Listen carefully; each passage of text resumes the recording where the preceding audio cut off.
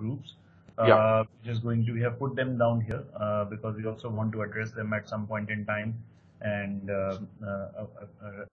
do that at the right moment.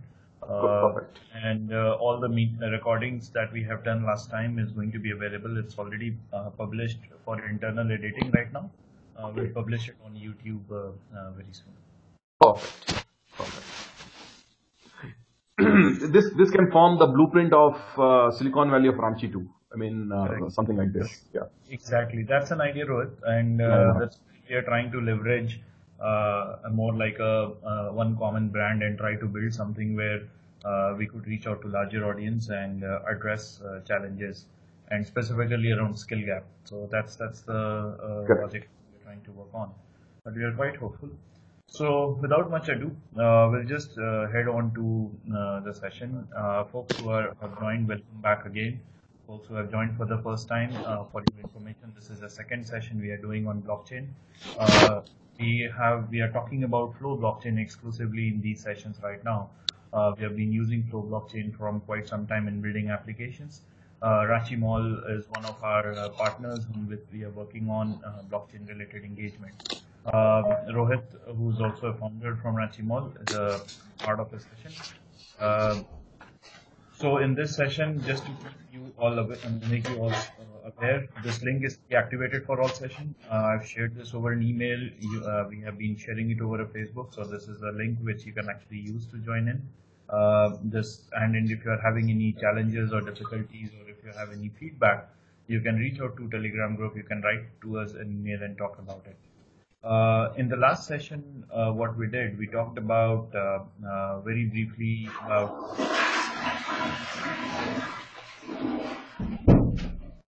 we saw an examples on how what are blockchains, how exactly blocks are created, how transactions are recorded. We spoke about Flow blockchain, as in why Flow blockchain has been selected, and how Flow blockchain is just an extension of something called as Flow data. In session today, we'll be talking about smart contracts, and and I'm sure you'll, given the time that we have and the structure that we have set up for these sessions, you can always email these questions to Abhijit at 366pitech.com. So there were three important questions that came up, and I just want to bring to everybody's notice. So we had a question on smart contracts. Why are they needed? Doesn't have any smart contracts. So of course these were questions, but this is not completely true. And today in the session today we'll have Rohit also touching upon these areas, and I'm sure he'll also help us take up this question back. Why some blockchains are more famous than others, and how to choose one for your business application idea. It's another very wonderful question that came by, because we hear too many discriminations in blockchain, wherein someone would talk to you about permission blockchain, someone would talk to private blockchain, someone would say public. Then there are many names, so which one to use, which one not to use. So we are going to have a little detailed discussion in this venue in the next session, because we are going to get a little more in depth and detail on those content. Then there was a very interesting question that came up, was can miners halt the blockchain? And we all know that in a public blockchain, miners have a very specific task to do, and can there be any fail-safe models that could be deployed while building applications? So we have a session dedicated on mining. What we are trying to do is we'll have a Flow blockchain mining sessions, wherein we'll show you exactly how to set up a miner in your laptops and look at and understand the ecosystem at large. And we'll take up this question in that session per se, so that we have that enough background to exactly understand and establish what's happening on the mining side of it. Just for your information, ladies and gentlemen, Rohit Tripathi is founder Ranchi Mall. He's a serial entrepreneur, blockchain evangelist, and an advisor and a mentor. He's also an advisor to 366Pi in different capacities, and Ranchi Mall and 366Pi work together on engagements and different projects in a long-term basis. So this is where you could find all the information about blockchain course, the link that I'll be using it today. You can email your questions to Abhijit at 366pitech.com, and you can always visit flow.cash. So before I proceed and Rohit starts with the session, I also like to request you all to join this meetup group. So we'll be just starting off with the Dubai blockchain, where we'll be talking about businesses. I mean, we get a lot of understanding on technology, but if you have a startup idea or if you have some business idea and you think that blockchain could be a way to solve this problem and you could reach out to community. So this community is currently getting bootstrapped. It's very fresh, very new. So do join this meetup and hope to see you all there. Now, without much ado, I'm just going to stop sharing a presentation for a moment. I'll open a browser and in a minute we'll start with Rohit. Thank you for listening to me.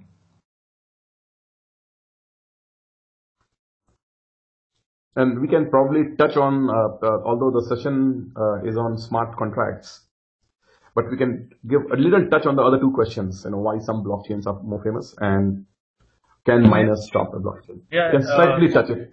Yeah, sure, Rohit. I think I have done my job. In exactly 5 minutes, I was able to give you control. So the time is yours, and I'm just on mute, and I've switched off the video just to have a focus on you and your talk. And I mean, feel free. I'll interrupt somewhere if you think there are more questions that comes our way. Yeah, feel free to interrupt. And if you put a F11, then this whole thing will become the full screen. Sure. I'm just about to do that.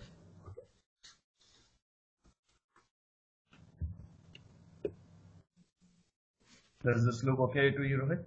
Yeah, it is perfect now. Okay, so last time we started with a basic introduction of a blockchain. What is a blockchain?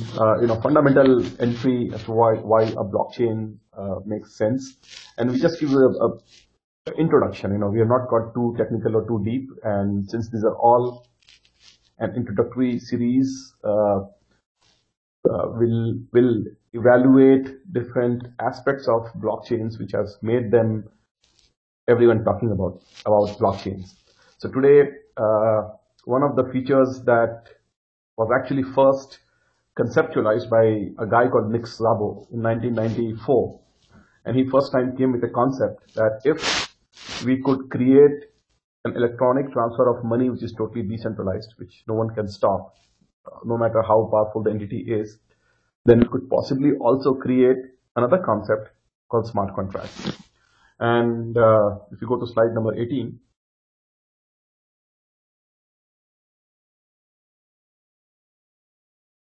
so let's consider a lottery contract, and this example will explain you why a smart contract has a role, why it has potential, and we'll be able to understand it. So the lottery contract, you buy a digit between 0 and 9. Okay, next point. Each ticket is ₹10.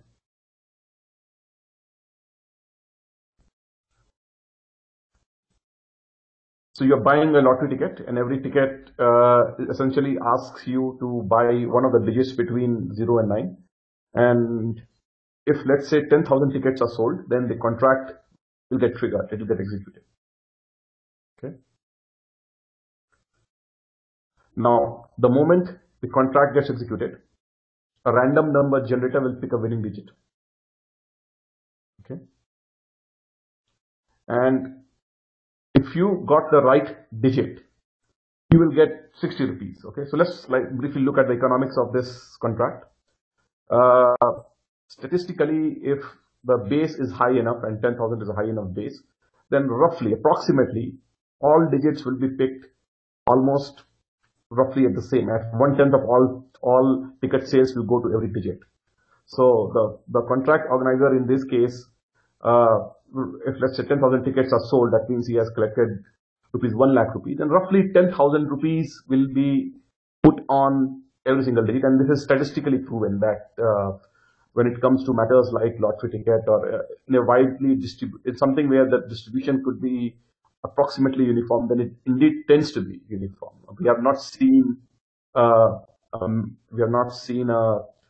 human instinct which tells inside people that everyone gets a sense that number 2 is a special number, and so number 2 will be 20% of the tickets and number 5 would be 5% of the ticket. It does not happen. So on a large enough population base, if this number of 10,000 was actually 100,000, you will actually find that almost every single ticket is almost exactly 10%, very close to 10%. It's one of the fascinating things. So in this contract, about 10,000 tickets are sold and each ticket is rupees 10. So it's about a lakh rupees of ticket. And out of that lakh rupees, the winning ticket is rupees 60. So only 60,000 will be distributed. And 40,000 rupees will go to the contract organizer. Now the person who puts, let's say you believe you're playing a bet, you believe that your number is the winning number. For every 10 rupees that you invested, you as an individual, you're going to make 60 rupees. So that's 6 times return. So it makes a lot of sense for you to play that lottery ticket. And it makes a lot of sense for the organizer to organize the whole thing because he's the real winner in this case actually, he's going to get the maximum share of money. Okay, so let's go to the next slide. Now it makes a lot of sense to automate this contract. Okay, there's a lot of reason why this contract should be totally automated and should not be run by a human person. Because you could pay me the money and then after everyone has given the money, why should I just be happy with 60,000 rupees? I would rather take the whole 1 lakh rupees. So I would just take all the money and just run away. That's a possibility. Next. The organizer could secretly choose a number which has the least tickets sold. So he will tell, let's say, if it was not done publicly, it was not done in a verifiable way, then the organizer could, he obviously has the data as to what numbers have been sold, and he would just pick the number which theoretically all of them would be almost the same distributed, but there would be some number that would be maybe 9.5% or 9%, and he could just say that he would he'll create a biased dice system, and he could only choose the number which has the least number of tickets sold. And he can also arbitrarily add conditions on the winning ticket. He could say that, okay, when he has sold the ticket and said, but I will only accept the winning tickets are the only tickets which were bought between this time and this time, and then the rest of tickets I don't consider. We could in a physical paper lottery, he could simply say, oh, your lottery ticket is shown a little bit on the right-hand corner, or it is crumpled, so this ticket is not accepted. So he could put some new conditions that you did not know of. And as a human organizer, if a human person organized this lottery, then there's a lot of trust issues in this case. Also, it's not possible to independently verify, like, let's say, so I told that in the smart contract, I told that the 10,000 tickets are sold. Okay, so let's say if a human person was organizing and he collected 20,000, he sold 20,000 tickets, and he just told you that only 10,000 has been sold, and 60% of that he will distribute. So that is not like we are not absolutely sure. So it makes a lot of. Okay, next slide. And often, you cannot even tell the winner's name, so you don't even know the person got paid or not. You could not pay anyone, and no one, the crowd would not know that no one has been paid. Okay, so there are a lot of problems with the human person organizing it, so it makes a lot of sense to automate the whole thing, and that's what smart contracts do. They automate the entire terms of conditions without any human intervention. At least that's the idea. But theoretically, what we have seen. No, let's go by the back one, the one slide back, 20. So what we have seen that there's a slight problem. When you send money in blockchain, you need your private key, and your private key needs a password. So if, let's say, any address accumulates some money, to send the money out of that address, you need to actually use your private key. And that has made that we don't have a purely 100% automatic smart contracts. We have at least one human intervention when all the money, someone has to enter his private key and his password for the funds to be transferred to distributed, even according to a script.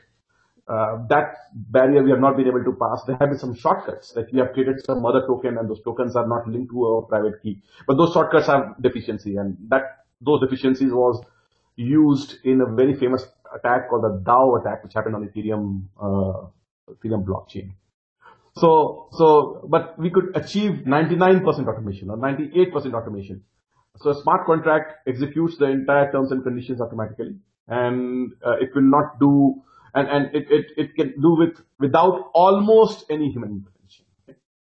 So we'll go forward. We'll look at the structure of the smart contract. So, so the fundamental structure of a smart contract is something like this, and this is standard for all the smart contracts.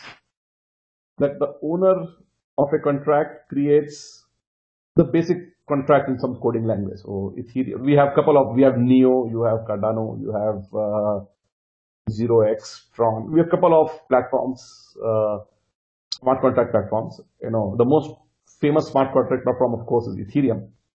So what the owner of the contract will do, he will create a condition, just like I just said, like the lottery contract. He will just say people have to pay money to something, and all the conditions. And if certain conditions are met, then this will be distributed. The contract will get triggered, and then this is how the money will be distributed.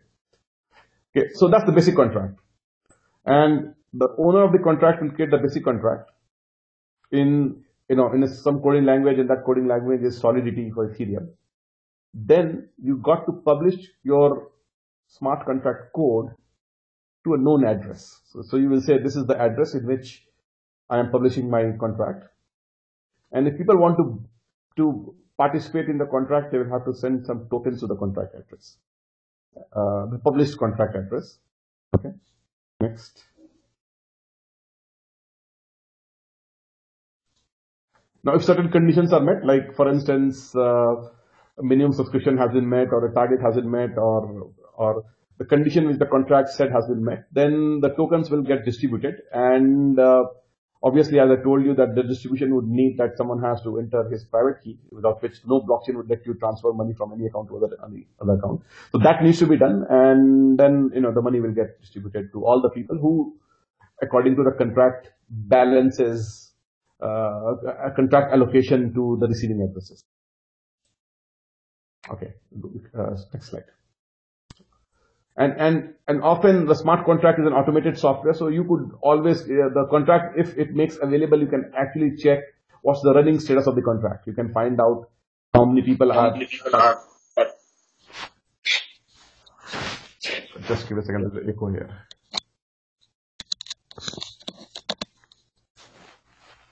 Yeah, can you hear me? Okay, so yeah, so people can query and check. They can check how many people have participated, and they can also know what is the how many tickets have been sold, how many have been withdrawn, how many whatever are the status of the contract. People would know. All right, we'll go to the next slide. Okay, so what we'll do is now we're going to see exactly the smart contract, initially lottery smart contract I told you, and we'll make two small changes in that contract. So instead of guessing a number, a digit between 0 to 9, you have to guess a hash, last two digits of the hash. Okay, let's say the hash, every Ethereum block has a special number called hash, which is unique to that block. I mean, every hash is unique for unique data, and the hashes are random. So if you say that the next guess the last two digits of the hash, then that's equivalent. That's a pure random number, and it's a number is 100% random, and no one can. It's impossible to guess what the last two digits of the hash will be. So because you don't have an automatic random number generator in the Ethereum blockchain, so you have to use some external source of randomness, and hash provides a very good source of randomness. So in this contract, the winner will guess the last two bytes of the hash of some block bind. And what of that block? The block that is in question is the 10th block after the contract is executed. And the contract gets executed when it meets the subscription requirement. So we set the subscription requirement is 10,000 tickets. So as soon as 10,000th person buys the contract gets triggered. Now, then the contract will wait for 10 blocks. And at the 10th block, it will look at the hash of that block, because the block has a hash. And people, when they participate in the bet, they will have to pick the hash that they predict, and then they have to send an amount, and if your number wins, then you get 6 times, or if your hash prediction wins, you get 6 times of what you predicted. Okay. All right, next slide. Okay, so the whole contract is Solidity code, and I'm giving you a sample of certain Solidity code. So the way Solidity works is there's a language, there's a file called .sol, .sol file, and in .sol file you write the logic of the code. As any programming language, you write the logic of the code, and then you convert the .sol file into what Ethereum calls an ABI. And ABI means application binary interface. So Ethereum has given some tools to convert your Solidity code into application binary interface. So you convert into application binary interface, and then the application binary interface needs one more processing. It needs to be converted into actual binary digits, zeros and ones and bits and bytes, which will actually be executed on the Ethereum infrastructure. So Ethereum is a blockchain, and a blockchain is essentially means that it's a piece of software which is running on individual computers, which are coordinating with each other, and they have to come at a consensus of certain value. It needs bits and bytes, just like any C program does or any binary does. It needs exactly the same thing which any computer would also need. So that is called the pure binary. But Ethereum expects people not to write the binary. It expects people to give it ABI, and ABI can convert binary automatically. So I'm not giving you the code of the contract itself, because that is it's a pretty long code, But the structure is exactly the same as I'm showing you. It has an address, and so the address here is an Ethereum address, a normal address, and there's a lottery contract on it. So once the contract is written, then the contract is attached to an address, and you also need Ethereum has created a concept that if you want to run your code onto Ethereum blockchain, you have to pay some money, and the money that they take is what they call as gas, which is a unit of Ether, which is the core token of Ethereum blockchain. So you have to pay some Ethers to be able to get your code running. And like when Ethereum went through a dramatic price increase last year, and people were paying about $40 on average to run a good code onto Ethereum blockchain. The prices have fallen down quite a bit, so that it will also fall down. Okay, so this is how you set the contract.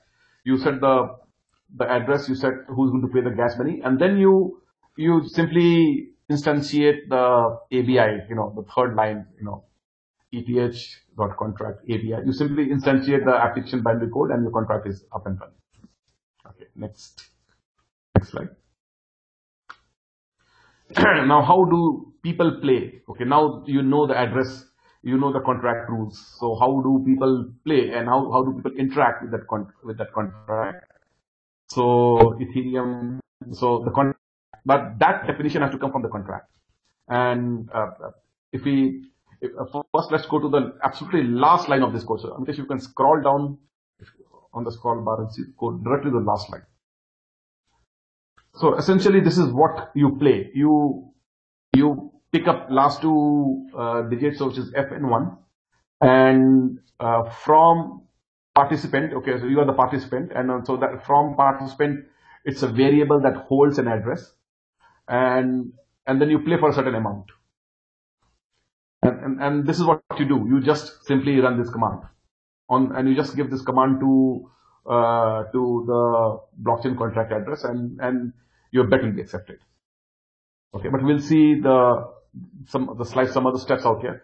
So we'll go to start. How it goes. So the way the contract implements it is it creates a variable called guess, and let's say the guess is 03D. Then it also sets the amount, because you are given the amount. It picks the amount from the contract value, and then it has to unlock, because if you send money, wallet has to unlock it. And Ethereum has given a wallet, it's called MetaMask, which can also It's a wallet which is closely integrated to the blockchain contract. It was created by the Consensus team. One of the founders of Ethereum, Joseph Lubin, he did that.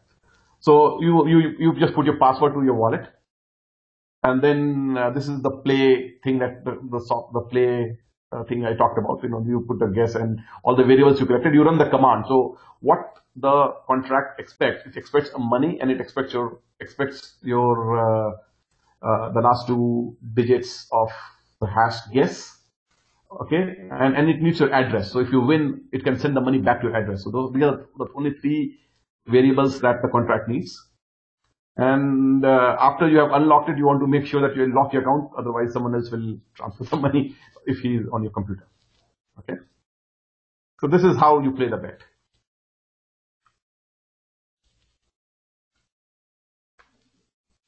Okay, can go to the next slide.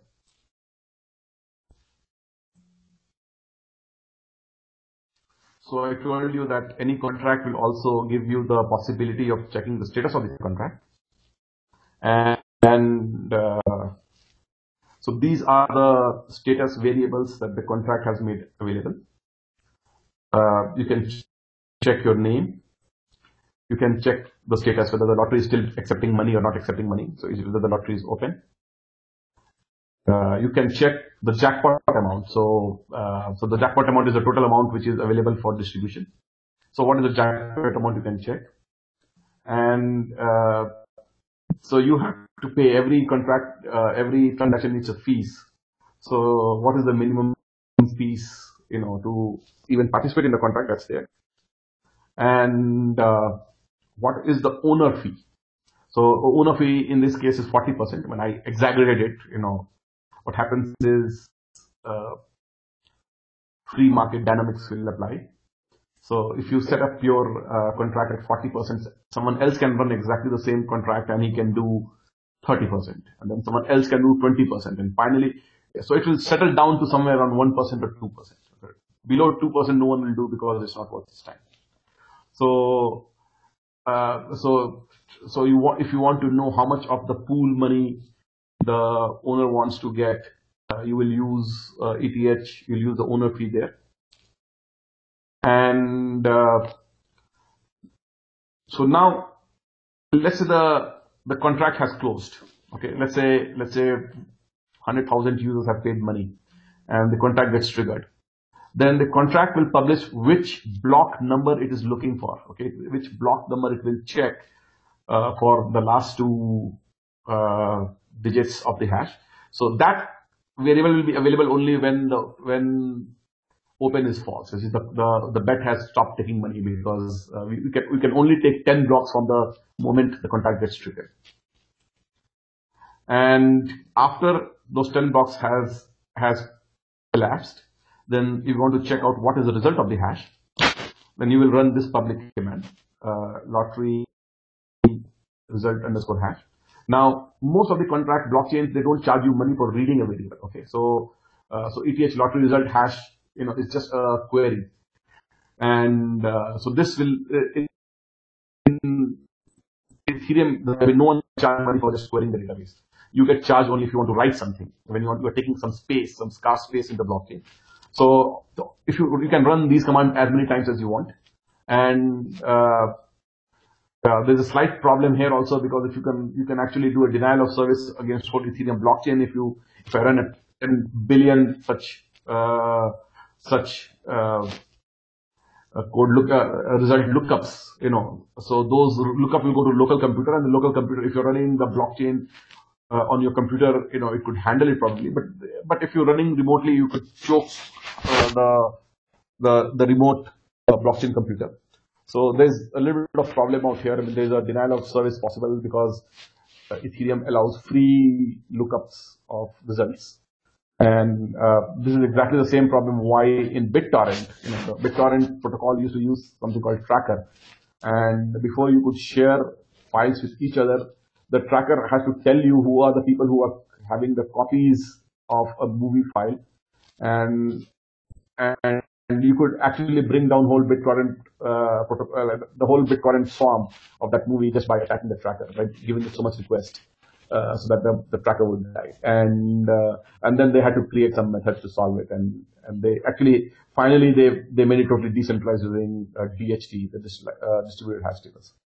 Okay. So anyway, so this is the block hash, ETH lottery result underscore hash, the block hash which contains the winning result byte. And finally, the actual result. I mean, after the hash, it will tell you what is the actual result out here. And then when the result is known, then the software will automatically calculate. We know who are the people who said those 2 bytes, the correct bytes, and you will know the winners count out here. So that is how you check the status of the contract. Okay. All right, next slide.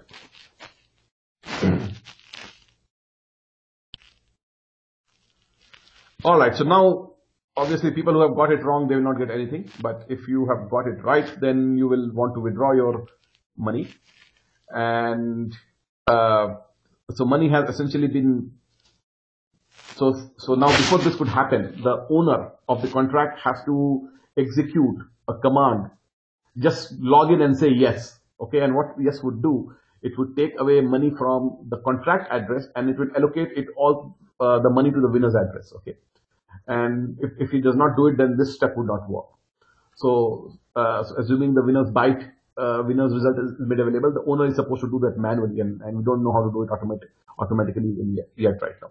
But assuming it's been done, so if you are the one of the winner, you would simply go into your wallet and you would enter your password, and you will issue a command called withdraw money. So the withdraw money will give a signal to the account to make a transfer to your Ethereum address, and then from your Ethereum address you can withdraw it.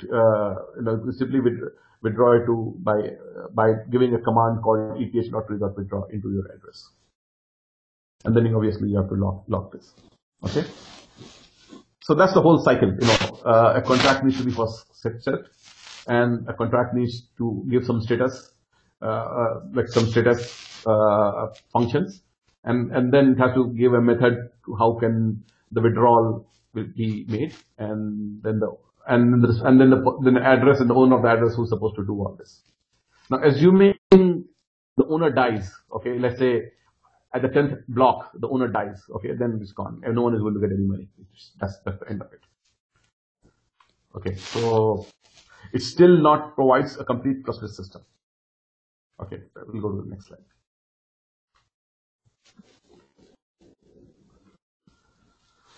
So as we told that, the whole thing can also be done in Flow also. The Flow gives you a method of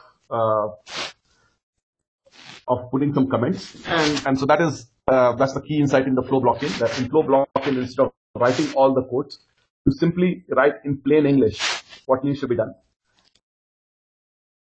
Execution will be done by the client code. Okay, so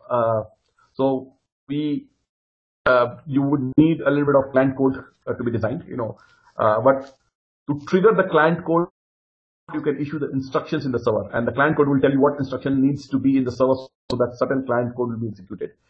And so long as every person who makes the same software, if he gets all of them should be able to do exactly the same thing for the same instruction. Okay, that's the idea. And if such rules are clearly defined, then in effect you will have a smart contract in Flow as well. Okay, so I've created a simple smart contract for this in Flow, and so what I've told you is that contract at Flow address XYZ, which is the address where this is written, will play 60% of correct amount to winning last 2 hash bytes to every sending address which gets it right. Okay, so what we're saying is that this is the address that you have to pay money, and since it's a blockchain, everyone can see how much has been paid. And you will also say when you are paying money, you will also say what 2 hash bit bytes that you have selected. And if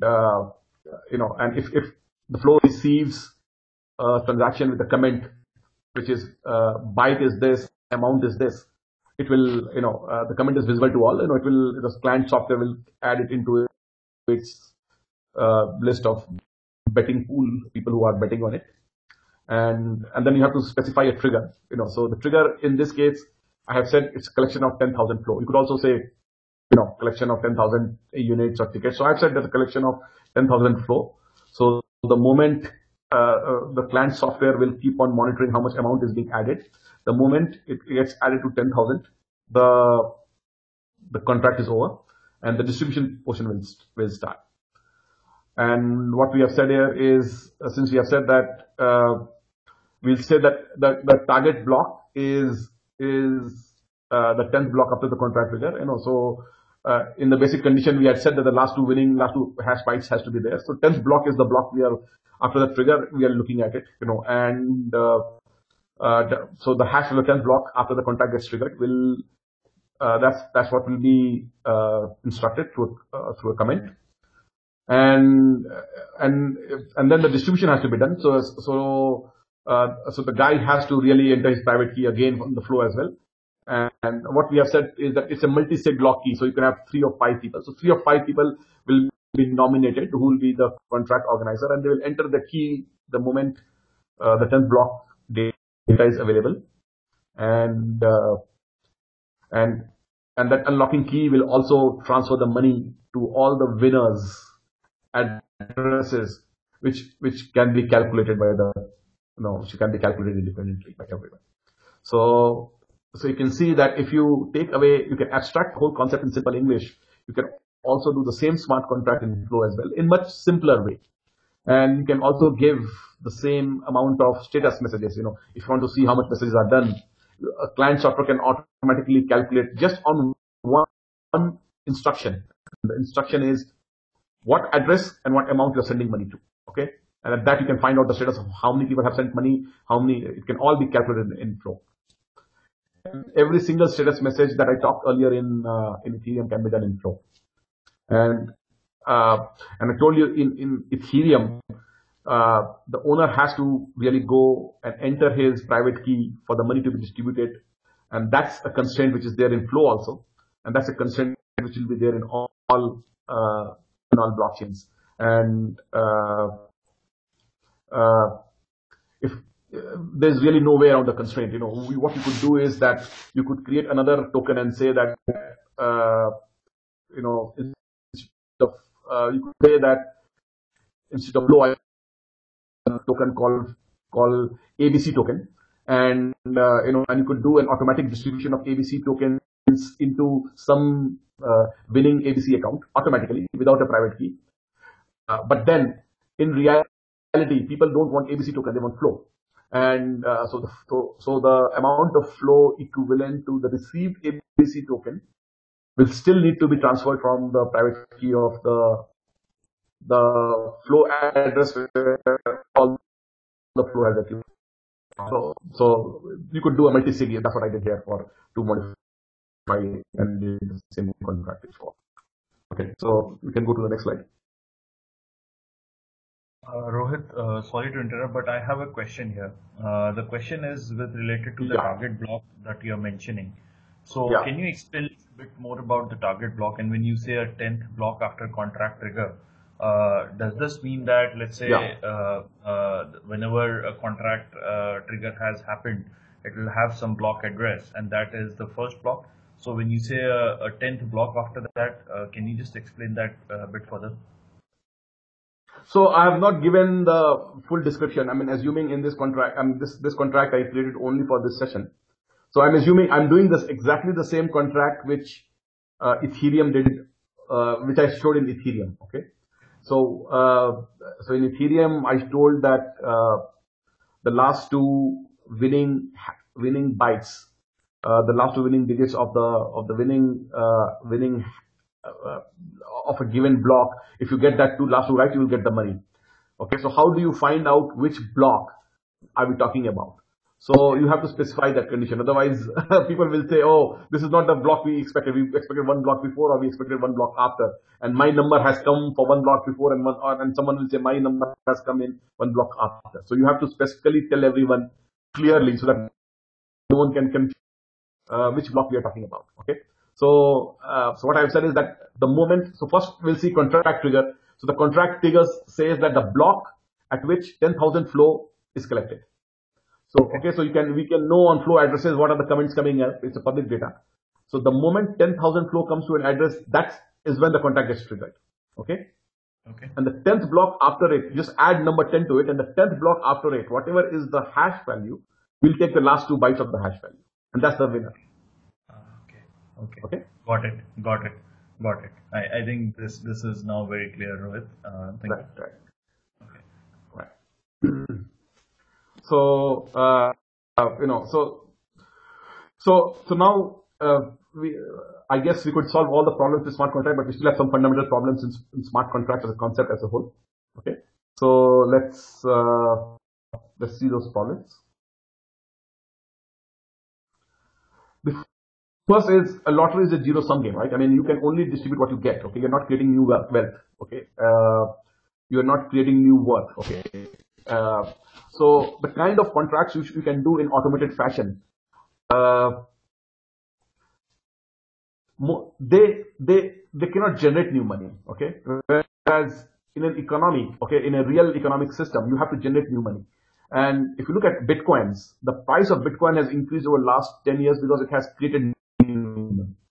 And although the number of Bitcoin has remained same, but people have participated in the Bitcoin ecosystem. They have created exchanges, they have created contracts, they have created softwares, they have created they have created many applications on based on the Bitcoins, merchant payment systems, and so people are exchanging Bitcoins among themselves for some reason. Okay, and when the exchange happens, new money gets created, and when new money gets created, some of the value it goes back to the token system, and the number of Bitcoin is fixed. Because of that new wealth being generated, the value of Bitcoin is secularly rising over a period of time. Now, creating this effect in a smart contract is very difficult, because a smart contract mostly all the rules.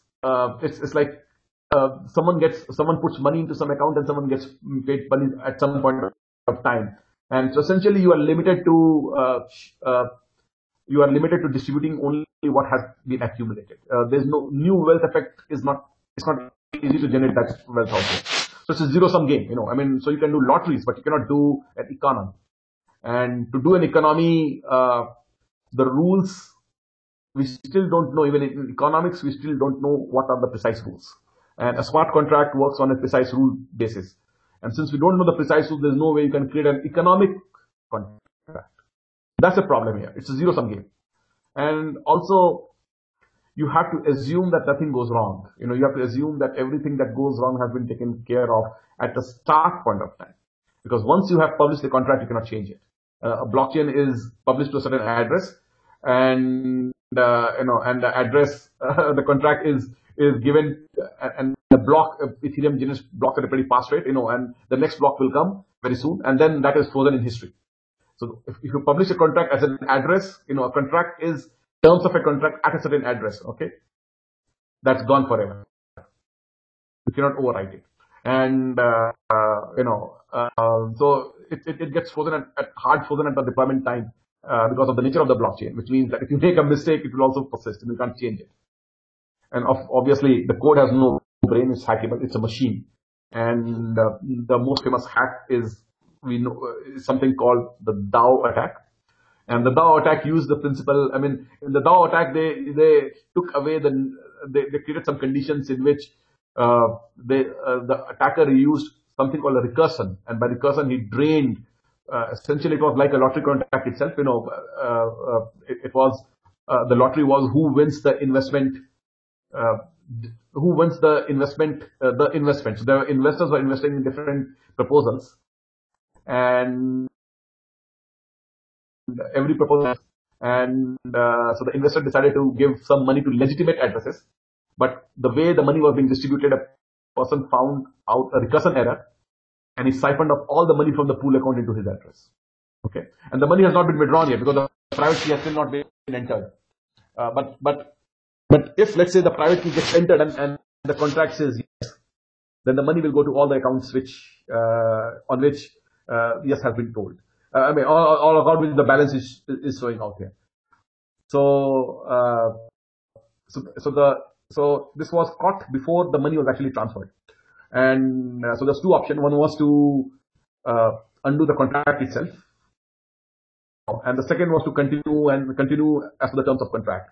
So Vitalik Buterin, who was running, who was the influential voice, still is in Ethereum, he decided to convince everyone that let's undo the whole contract itself, and they did a hard fork, and they made the block disappear. They did a hard fork at a block before the contract was published, and so this contract went into oblivion, and they refunded the money. I mean, the money automatically got refunded because the money was never transferred at the first place.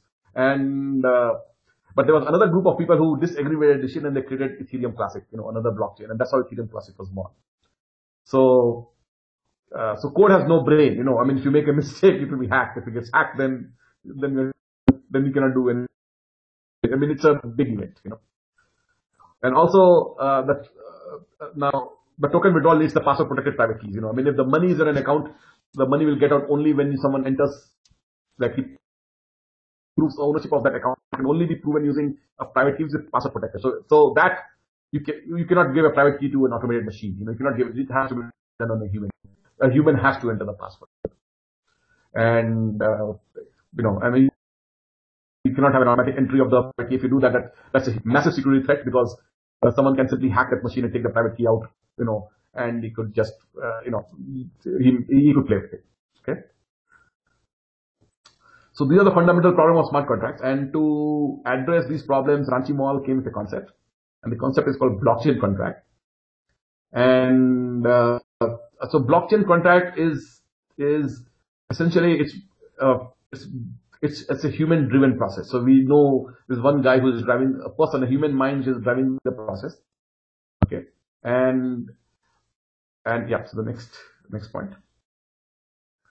And essentially the contract is nothing but tokenization of the project. So we are not saying that everything is automated. What we are saying is that the monetary aspect of that is on the blockchain. The valuation of it is on the blockchain.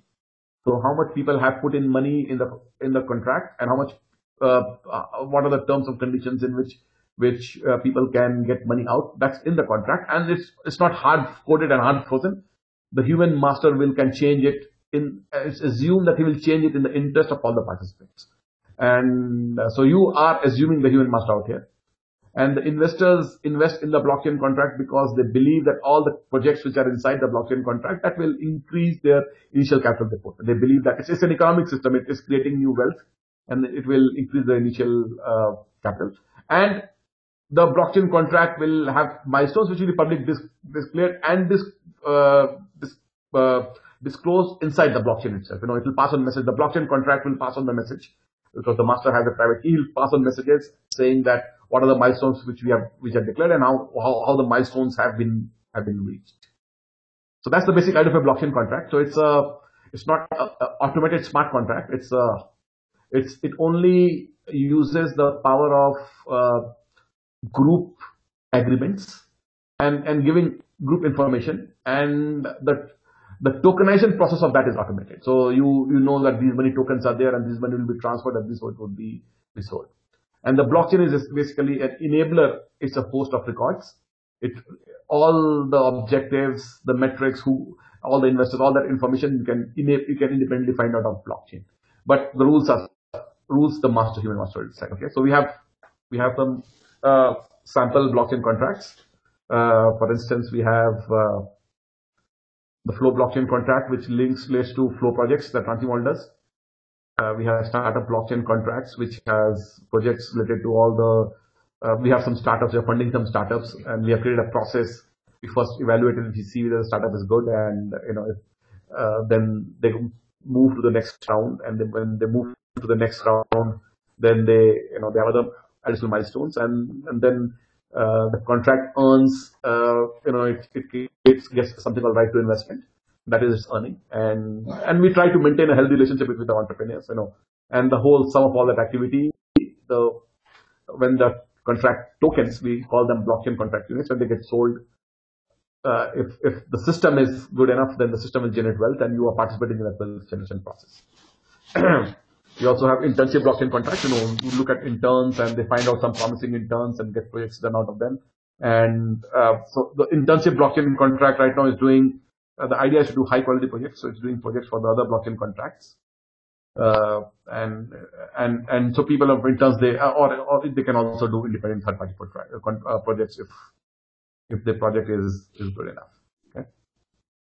So we also have the real estate blockchain contract, and then we have incorporation blockchain contract. So real estate blockchain contract, we have a project in Indonesia, and that project is the world's first blockchain contract, and there are a couple of issues that came up in that project, and we are sorting that out, and we have put some investment in this contract. And what we try to do is to make sure that before we offer any contract to investors, we have to make sure that it's all sorted out. It's a stable running system, good system, tested out, has given time, has taken start. So you're not putting money into something which is thin air, but something real. And we have a structure. So what we have done is we have incorporated Ranchi Mall itself as a blockchain contract, and it's a blockchains are a very exciting field for us. So we have incorporated ourselves, and for now, Ranchi Mall incorporation blockchain contract, it owns all the other blockchain contracts. We did an initial coin offering in October 2017. We raised some capital there, and the advantage that we get is we don't have to play by the rules of regulated entities. We can create our own rules, and we can tell people these are our rules. And if people like our rules, they'll invest in us, and so right now we have only taken investment into corporation blockchain contract, but we have not taken investment into other blockchain contracts. But we will offer them. These are the products that we're going to sell, the package of products, and we're going to parcel it as investment products out here. Okay, so that was the basic introduction to smart contracts, and I'm going to talk about. I'm going to also talk about two of the other points. I'm going to slightly touch. We have 9 more minutes left. I'll also touch about two other questions that came on the previous round. And the first question came was which blockchains have become popular? And well, the blockchains that become popular are the ones that were really started when no one was looking around. So Bitcoin was started when no one was looking around. No one knew what Bitcoin was, and for first 2 years, Bitcoin was the only blockchain. The first competing blockchain was Litecoin, which was a fork of Bitcoin, and which came in 2011. But between 2009 and 2011, Bitcoin accumulated enough number of community, and it became the largest. It had the largest community. So that's why Bitcoin became very, very popular. And Litecoin also became very popular because it was the first. There are some people who didn't want to invest at Bitcoin's high prices of $10. That was very, very high at one point of time, at $10 per Bitcoin. So they wanted something cheaper, and that's why a guy, Charlie Lee, he forked Bitcoin. It said that's the fastest $400 million ever made. He forked the Bitcoin blockchain, and his opening valuation was within a month it was about $400 million, of Litecoin blockchain. And then 2015 Ethereum came, and Ethereum was the first smart contract specific platform. Now the interesting thing is, Flow was actually released before Ethereum. Flow came out in 2013, so almost a year and a half before Ethereum. And there was a point of time when Flow was the only place where you could do general coding, because Flow gave you additional field space in the blockchain where you could do your own stuff. No one else was giving that. And however, it did not accumulate a community at that point of time. People did not realize these powers, and people need a little bit of help and support in standardization. People want to know exactly what has to be done, and we didn't have the standards available as to how can you write smart contracts in Flow. No one wrote that, and no one knew the word smart contract. So Flow did not get that much followership then. But then, the fundamental strength of a contract is a fundamental strength, and Ethereum smart contracts have a certain language, and that language, it's fixed now, and it can be hacked. And we want an unhackable smart contract platform, and Flow is really, really good for that. So we selected, now what blockchains you should choose, you should definitely choose a blockchain with a high hash rate. Because if the blockchain doesn't have a high hash rate, then people can overwrite your blocks and the trust will be lost. So that's the first condition, that you must have a very high hash rate. And you should go for a blockchain which has lot of utilities already written. So we selected Flow because Flow did not have utilities of its own, but Bitcoins had. And we knew that Bitcoins, we could change the Bitcoin code a little bit and we'll get the facility of Bitcoin. So, if the reason why we didn't select Ethereum was Ethereum still did not have the range of utilities and support that Bitcoins had. And we basically wanted to ride on the Bitcoin infrastructure. And Flow was a very close clone of Bitcoin. So that's why we selected Flow. But the blockchain that you should select should have a lot of utilities. Now, there are a lot of corporate companies just selling blockchains to Fortune 500 companies. You basically, a blockchain, if it doesn't have good hash rate, then it's not a blockchain at all. And to have good hash rate, you need to be public. You cannot do a private blockchain. I mean, if you're doing a private blockchain, then you might as well do a one-to-one website, because it's much easier. You just use one-to-one website with private keys. It's easier to do it. You don't need consensus. So blockchain is a solution that has been devised for public. It has not been devised for. It's been devised for ordinary people. More number of people participate, more is the hash rate, and it's something for the public. So if you are doing some kind of there is a very limited private blockchain, then it will never have hash rates, and if it never has hash rate, it will not be secure. And then blockchain is actually a bad solution there, because people can then overwrite the content in the blockchain. So the essential condition is that it has to have a high hash rate, which is it's not reasonable to overwrite that hash rate through your computing power. Otherwise your blockchain will get severely compromised. Okay, and we will talk more about this. We'll actually go, as I said, in the next section, we'll actually go and look at all the big blockchains and see the conceptual view as to what has been their philosophy. We'll do a full session as said, but I just wanted to give you a little bit of overview on that. And then the next question is, can miners halt the blockchain? Well, it's impossible to halt a blockchain because in case of Bitcoin, the total hash rate at this point of time is I think 56 million trillion hashes. Okay, it's just so much of hash rate that governments cannot create a computer of that size. So what miners can do, miners are not one entity. Miners are ordinary people like you and me. And to stop a blockchain, to take all the miners in the world, even if 10 people decide that they want to continue mining, then the mining will continue. So 100% of people, 100% of the people have to plug off their computers in the blockchain, and only then the blockchain can be halted. So Bitcoin is beyond halt at this point of time.